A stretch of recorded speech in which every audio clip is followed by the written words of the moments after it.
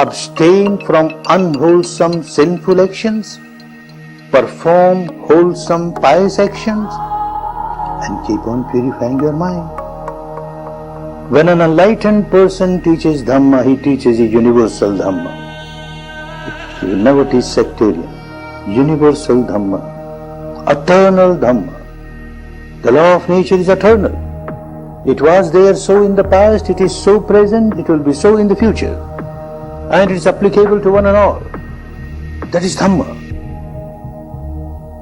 But out of madness, out of ignorance, people forget the essence of Dhamma and they make a sect out of it. Then this sect, or this sect, or this sect. From the young age, one gets the mind conditioned with all those acceptances, all those philosophies, beliefs, dogmas. Then these very words will start carrying different meanings. Everyone will recite the same thing.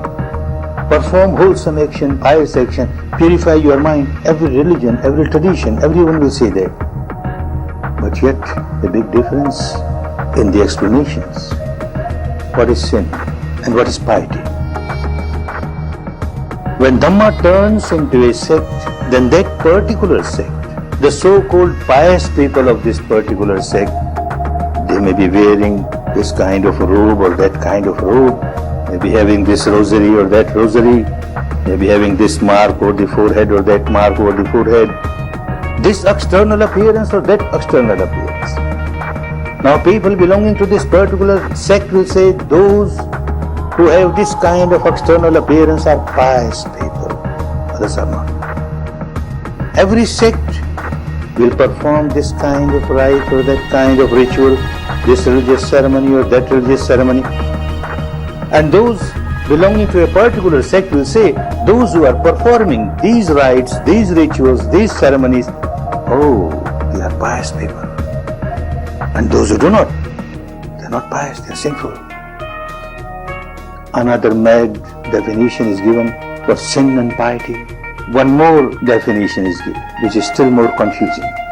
Such kind of definitions of sin and piety harm Dhamma. Dhamma is no more Dhamma. What is sin? What is unwholesome action?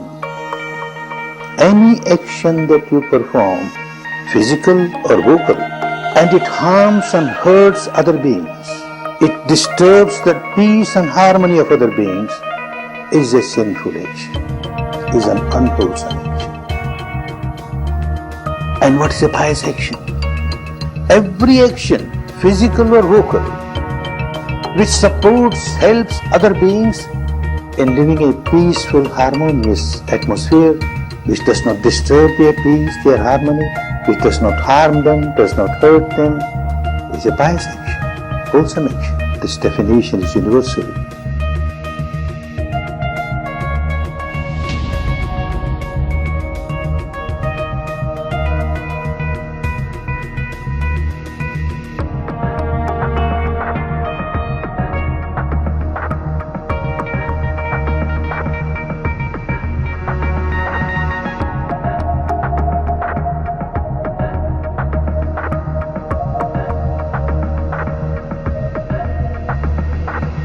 An example, someone is sick, goes to a doctor examines and then writes medicine, a prescription on a paper. Very happy, comes back home, has great faith in the doctor. But how when this faith becomes blind faith, devotion becomes blind devotion. In his house, on the altar, he places a statue of the doctor, picture of the doctor, and offers sweet and fruits and flowers and incense, and then makes 108 rounds around it and bows down 3 times. What does that help? Takes out that piece of paper and keeps on reciting. 1 pill in the morning, 1 pill in the afternoon, 1 pill in the evening, 1 pill in the morning, 1 pill in the afternoon, 1 pill in the evening. What does one get? Madness. This is what happens when the faith becomes blind faith, the devotion becomes blind devotion. Alright, second incident. After all, a human being, a rational being, so he runs to the doctor. Why you gave me this piece of paper? And what is this? How will it help me? The doctor is an intelligent fellow. He says, well, look, this is your disease. And this is the cause of the disease. If you take this medicine, this cause will get eradicated. When the cause gets eradicated, your sickness gets eradicated. Ah, wonderful. Now I understand. My doctor is so wonderful. His medicine is so wonderful. And what he does now? Coming back home, he starts fighting with all the neighbors. Useless, your doctors are all useless. My doctor is wonderful. The medicine suggested by your doctors is useless. The medicine suggested by my doctor is wonderful. Keeps on fighting, doesn't take medicine. Keeps on fighting. Oh, this is what happens. Every wise person, a saintly person, an enlightened person, when he finds people miserable, suffering, then he gives this prescription of Dhamma. Nobody tries to practice. They start different sects, beliefs, dogmas, rites, rituals, and get involved in that, and nobody practices. No benefit.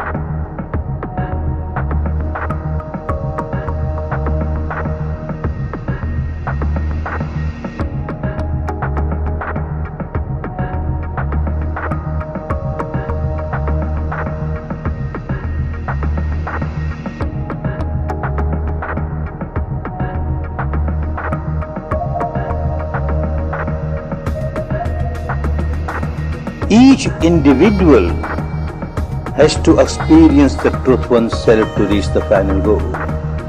So long as you are not experienced, the reality is no reality for you. It is always distorted. The reality experienced by an enlightened person, the Buddha, or say Christ, or say Muhammad, is the reality for those people, not for you. When you reach that stage and realize yourself, it becomes a reality for you, not till then. This person, Siddhartha Gautama, he realized the truth within himself, developed his Bhavanamaya Panya, and became an enlightened person, became a liberated person. This Panya that is developed within himself could liberate only one person, not two. And that one person was Gautama, Siddhartha Gautama, none else. None else can liberate it because of his wisdom. Others can get guidance, others can get inspiration, that's all right. But each individual has to develop one's own wisdom to reach the final goal of full liberation. One's own wisdom, Bhavanamaya Panya, the wisdom that you lived, you experienced. This alone can break the bondages of ignorance, of craving, of aversion, of negativity. This alone can eradicate all the miseries.